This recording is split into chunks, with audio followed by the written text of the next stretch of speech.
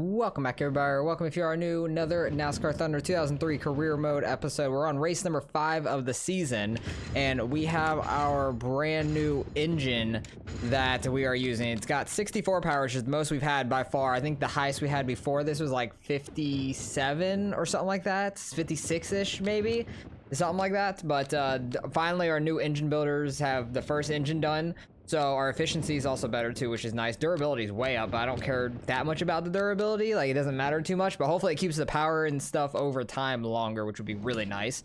And we'll see how we can do. This next race, we'll have another one repaired, not a new one. And then also we'll be finishing the R&D on our downforce for the car, which we need to get a chassis built for that. So once that is done, we haven't made the top 35 for qualifying at all this year besides Daytona, so our bank account hasn't really been going up like I was hoping. So we are gonna have to do a different R&D than what I wanted to do. I wanted to do the tire grip, unless I just save the money to do it, but I want to just get something going immediately. So we'll have to figure that out after this race. But on to Darlington. Hopefully we could do well. What is the point standings? Because I don't know if Jeff Gordon's still in the lead or not. I forgot to check after last race. Gordon is still in the lead actually by 11 over Dale Jarrett and 21 over Junior. Actually, I might have checked that. I remember those numbers. I thought I didn't check it for some reason, but Gordon still has the lead for now. We'll see if Dale Jarrett can pass him this week at Darlington or Dale Jr. They're both very close, so should be an interesting race here.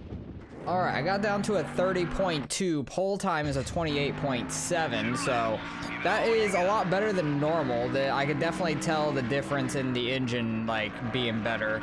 That's a big thing for sure. But my problem is Darlington's a tough track, and I'm gonna smack the wall a whole bunch, like on entry to the corners for the most part. I'll like overdrive them way too much, especially the entry to turn 1, I feel like is my worst spot by far. The exit off turn 4 is so tight, very tough to get a good run off of it. That was a decent run. It'll be a better second lap, hopefully, as long as I don't wreck it into the wall in turn 1. Hopefully we can qualify top 35. First lap was a 36th place, and we got a 30.3, which honestly I haven't ran much better than that, so I'm hoping we can get a little bit better here. Don't overdo it. That was actually pretty good there. Try not to smack the wall off turn 4. That actually might be a better lap, honestly. I think that might be a better lap. Please be a better lap. 30.0. That should be top 35 for sure. 32nd. We're going to get some money out of that. Thank you. This is Joe Moore along with Barney Hall for MRN, and we're live at Darlington Raceway, the granddaddy of super speedways, in Darlington, South Carolina for the Carolina Dodge Dealers 400. Barney, drivers love coming to Darlington because of its history, but they often leave wishing they hadn't shown up. Why's that? The tight groove they have here makes this a very difficult racetrack. It takes total concentration, but the drivers all race long to be successful here. Rusty Wallace was the 1989 Winston Cup champion in one of the closest point races in NASCAR history. Well, that was a pretty exciting weekend in Atlanta. Earnhardt dominated and won the race, but Rusty battled to a 15th place finish. That was good enough to edge the Intimidator by 12 points. The 56 car finds himself in a bit of a slump. I believe they got a good chance to turn their luck around right here. These guys have been working extra hard this week, and I think it just may pay off for them in the end.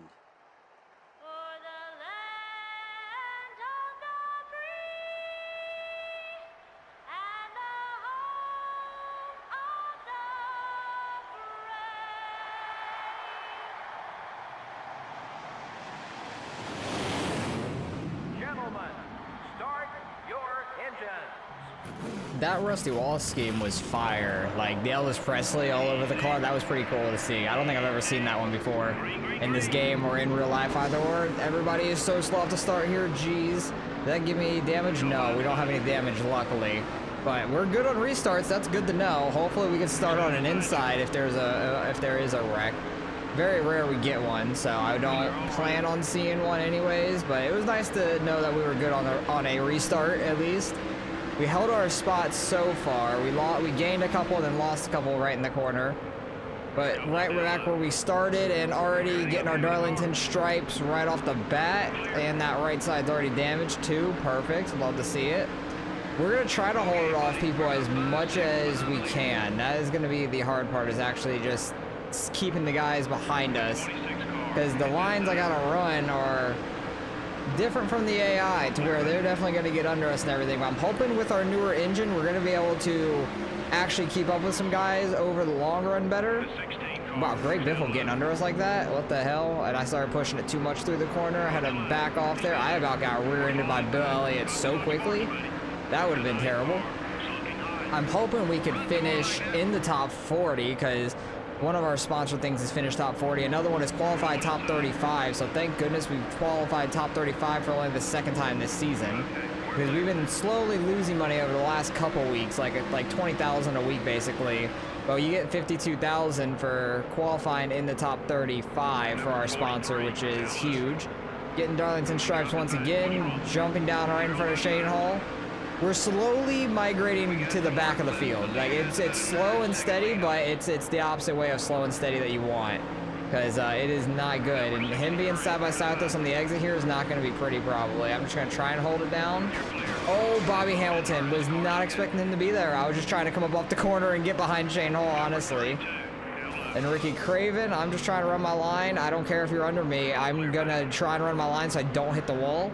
If you hit me, by all means, do what you got to do. But I'm trying to hold these guys off as much as possible.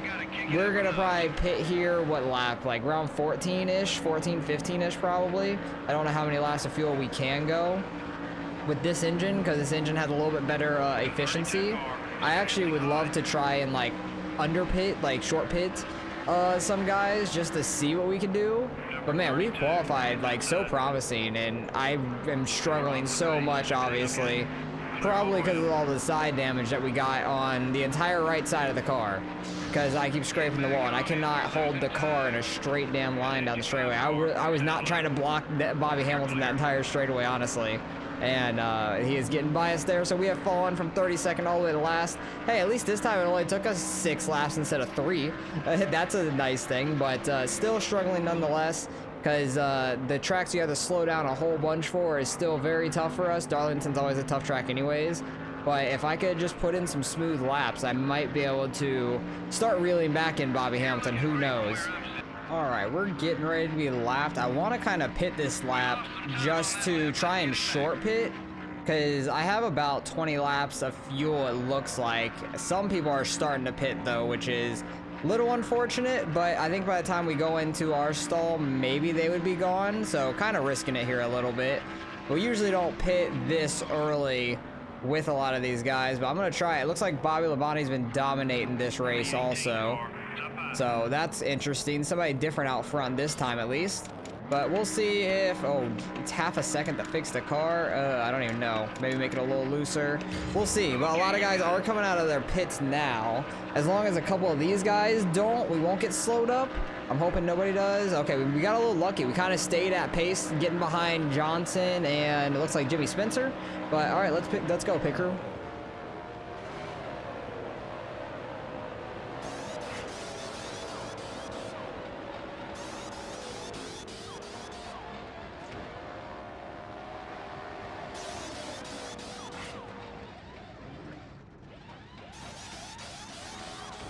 Okay, that was their first stop this season that's actually like on the money for like what they said they were going to do at least. So that's nice, because the last couple races they said they were going to do like a 17.5 or 17.4 like that, and they do like an 18.1, 18.2.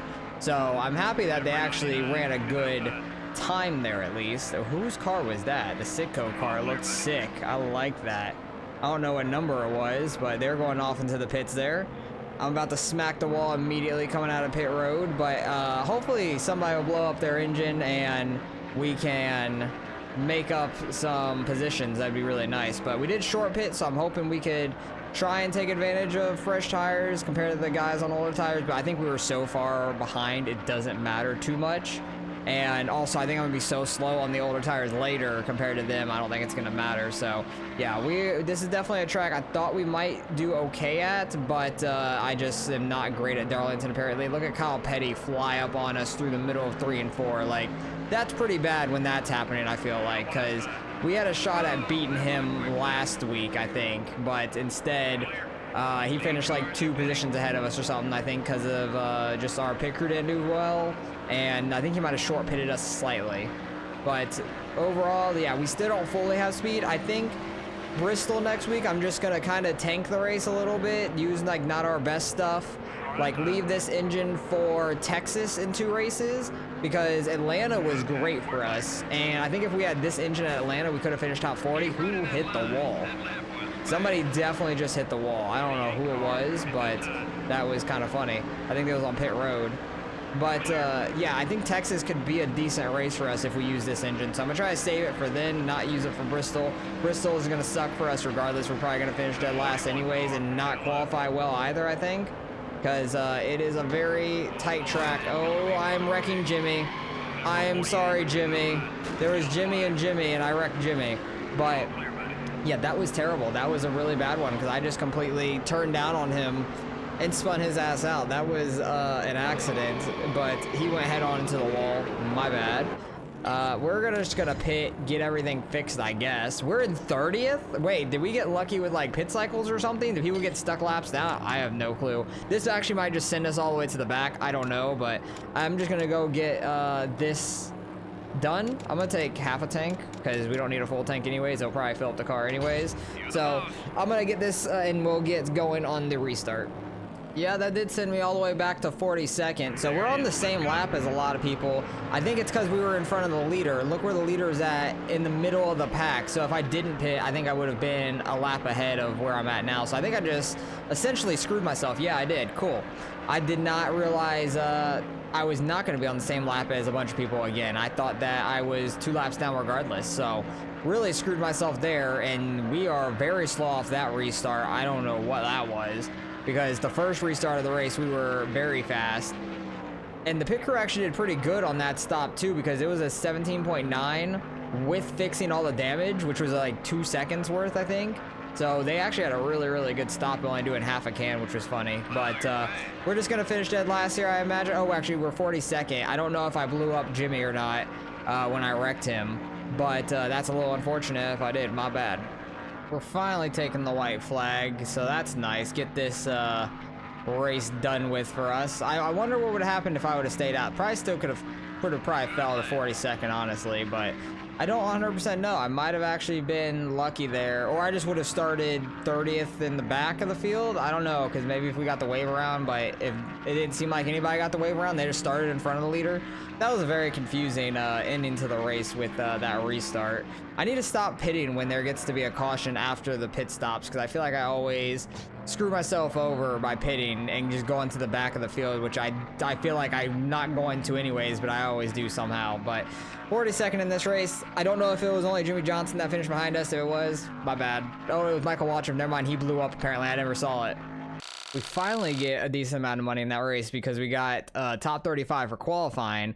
Bobby Labonte does still win the race. He was dominant, so I'm happy I didn't screw him out of that win. But some weird names up front. John Andretti finishes 5th. What a run by him. Bill Elliott 2nd. Don't know where any of the big hitters are, so let's go check out the points.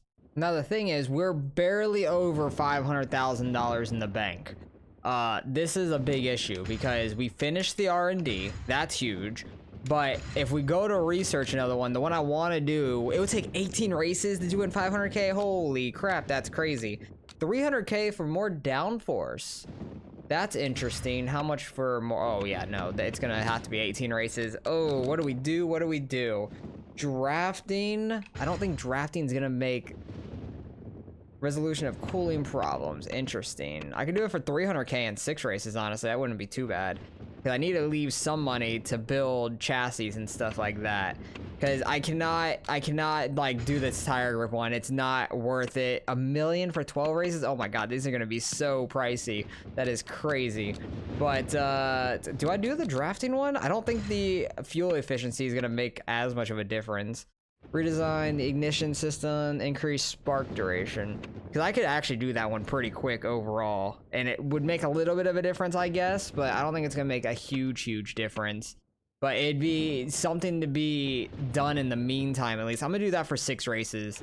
It's just something to do in the meantime, maybe. Actually, I think drafting would make more sense. Like, the drafting would make more sense to do the 300,000 one. Let's do that. I think that makes a little bit more sense to do. Chassis, we need to get a new one built we don't have much money is the problem. We only have 203,000 And I know we're going to lose a little bit of money here at Bristol. We're probably going to go negative in money at Bristol, I feel like. But we have a couple decent races coming up with Texas, and then 2 races later, Dago, which we're going to do very well at. So, you know what? I'm going to do this, build this for 6 races. It is what it is. We're going to be struggling. Let's modify this car because Bristol, well, I know it's not going to be good. Oh, this engine's still all right. It's not that bad. But, so we need to change it. Let's change it to this one. The one with the least amount of power, because you don't need much power at Bristol, honestly. Then now this part. It's not going to matter too much. I'm just going to use our worst one overall, because it's not going to matter. We're just going to finish last anyways. So might as well just get destroyed more of the worst parts that we're going to own anyways. So now the thing is, I either have to qualify top 35 to get any sort of money in this race, or we're just going to be like pretty broke. But let's go see the top of standings, because I have no clue what happened in that race with the top guys. It looks like Gordon barely finished behind Jarrett, maybe, because Jarrett was 11 behind. Junior was 21 behind, so I think they were all right around each other, but it's getting really, really tight at the top. Gordon is trying to defend his championship from last season, and it's getting really tight here. What, 6 races in now? 5 races in already? This is race number 6, but we got $16,000 in the bank. We're holding on for dear life there, so hopefully somehow we could qualify top 35. That'd be the luckiest thing ever, but I don't foresee it happening. It's going to be very tough to do so, but I'm really hoping Texas and Daga that's coming up for us is going to be good. Texas is next week. Martinsville is going to be rough for us, and then Daga is going to be very good for us, I think. And then California is another good one for us. I think this episode is going to be really good for us. Daga, California, Richmond, and Lowe's might be all right for us. Then Dover is going to be tough. Pocono might be all right. Michigan should be good, but I'm looking way too far ahead now. But I think the Daga and California one, that episode is going to be great for us, I think. So let's get on the Bristol and see how we can do. All right, I got down to like a 16.7 for a qualifying time, and I'm pretty sure pole is like a 15.0 or something like that for Michael Waltrip. So we're like almost the same amount of time off on this track as we are on like a mile and a half from pole time, but a short track is so much smaller. It's so terrible, and my laps have been so atrocious so far. Like, I have taken the entry of these corners so terribly. But you can just see the stability help is there literally the entire corners. That's why we're so slow at short tracks, just because like that is on at all times. But 16.9, can't do much better. It's only a couple tenths. That's it. Welcome, everyone, to Bristol, Tennessee for today's NASCAR Winston Cup race, the Food City 500, right here on MRN. Barney, this place has been referred to as the world's fastest half-mile oval. Add 43 cars to that, and you've got a recipe for some exciting racing. Well, that's right, Joe. The fans here love watching this race. There'll be some bumping and banging out there, and this one, you can be assured of that. Mandy Misiak hasn't made much of a move in the points so far. Yeah, those guys have been working so hard this year. It's a shame it doesn't really show in points. Just seems they can't keep that car out of trouble on race day. Maybe their luck will change today. Terry Labonte won here in 1984 on his way to his first Winston Cup championship. But the race everyone remembers here is the one he didn't win. Who could ever forget Earnhardt moving Labonte out of the way in turn 3 on his way to the checkered flag? That night race in '99 is a classic no matter how you felt about that controversial finish. The Easy Care car really needs a good finish in this race. He's got a long way to go on the points list. And, of course, nobody wants to be on the bottom of that points list. He'll have to work extra hard to pick up spots. Not an easy task to dig yourself out of a hole in this series.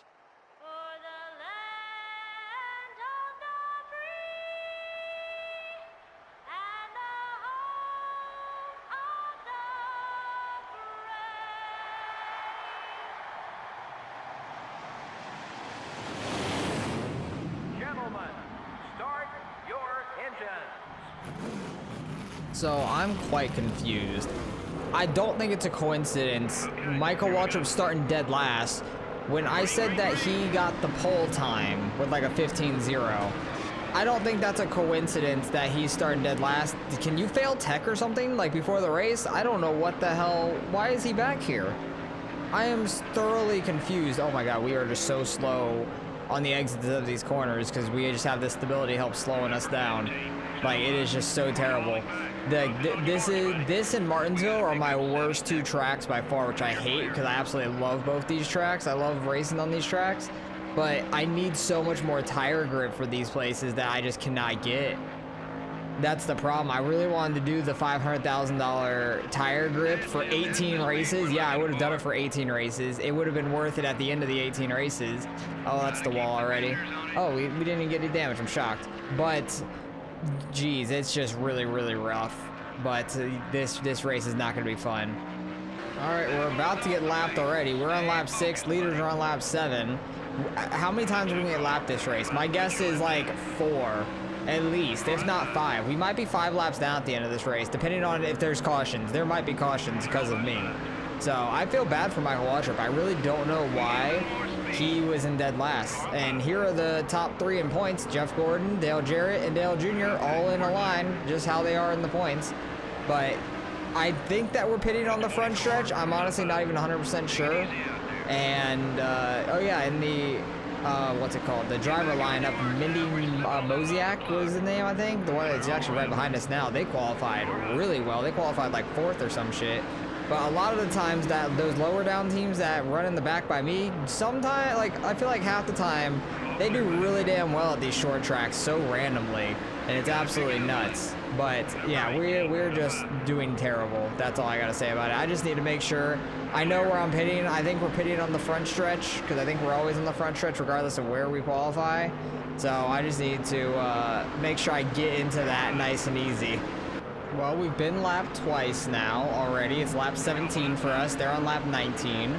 So before pit road, we're going to be like 2.5 laps down, I think, which is ridiculous. Rusty Wallace lost his lead because he's going by right there. And look, I think Dale Jarrett was in the lead, so that's 5 bonus points for him leading the lap. We'll see if he ends up leading the most, and that will give him 5 more bonus points to try and catch up to Gordon. And I think he was only, what, 5 points behind him. So if he wins and leads the lap and Gordon doesn't lead the lap, he will definitely be ahead of him in points. But we're coming down here in a couple laps because we can go a little bit on fuel. Oh, somebody blew their engine. It looks like it was Jeremy Mayfield, maybe? So, hey, that's not going to be last for us. That's nice. I don't know why Jamie McMurray wanted to pit like that. That was pretty stupid. But pit road's starting to get busy, but pit road's so short here. We wrecked our car. Excuse me? I barely touched somebody. I'm so confused. I think we're literally going to get 43rd out of that race now. I think I officially hate Bristol because that was some BS. And yeah, we finished dead last. Bill Elliott is, I guess, the one that blew his motor. He finished 4 laps down, even though he blew his motor the lap we wrecked. So that doesn't make any sense. But the finishing order is wild. Mandy Mosiak, I don't know how they said it, finished 2nd. That's kind of crazy. I don't know where the good guys finished that were up front. Maybe they got screwed pitting or something. Dale Jarrett finishes all the way back in 28th. Gordon finishes 25th, so he's not going to lose the points lead to him. Junior finished 21st. That's just kind of wild. Why did they all fall back? I have no clue, but hey, Ward Burton gets the win. Great on him. Mandy here gets a 2nd. Frank Kimmel 3rd. Scott Wimmer and Jeff Purvis top 5. What a weird race. That was so scuffed. And we're officially negative in the bank column. That is quite unfortunate. I just want to see the standings pretty much. We fell all the way back to 42nd there. Mandy freaking is right behind us now. I think she's only ran a couple of races too, which is really wild. Kind of funny. But up top, who has the points lead? Jeff Gordon still has the point lead. Over Junior by 6, Jarrett by 9, very nice, 6-9. And then Ricky Rudd is in 4th, Bobby Labonte 5th with a 17 points back. Wow, that is wild. The points lead is so tight after what was that, 6 races? Yeah, we're going on the race number 7. So yeah, we need to do very well here. I need to just throw on all this stuff now before I forget next time I go to run this. And let's get our best engine and best chassis that we got. Tire grip, yeah, tire wear. It's not going to matter as much because they're very similar regardless. But that is going to be the best shot we have at Texas to do well. and that has 5 more races. Engine has 7 more races. Do I want to repair anything? I don't have money. Never mind. I can't repair anything. This got repaired though. We have 57 power on an engine now, so that's a decent backup for when this one gets worn out. So we can kind of have a couple of decent engines to go through back and forth, which would be really nice. Our sponsorships are coming up soon. Our primary one is done at the end of next episode, and then the middle of the following episode we'll have these. So the thing is, when we go to re-sign, it'll be right after Dega for the other sponsorships, like the secondary ones, but our primary one's going to be done after Martinsville, which that's going to be an awful race for us. I cannot believe we blew our engine. See, this is why I drove my bad equipment at Bristol, because something stupid like that. So I knew we were going to go negative in the bank. I didn't know by how much, but we're $14,000 to the negative. That's quite unfortunate. So I'm really hoping we can start turning it around here at some of these 1.5 miles in like Dega and California and all that, Michigan coming up. So those will be great for us. We just need to try and manage our stuff at the short tracks, because we suck there. So hopefully you guys enjoyed nonetheless. Appreciate you guys for watching. As always, a little bit of a shorter one because Bristol got cut short there. I'm sorry, but it is what it is. So appreciate you guys watching. Catch you guys in the next one.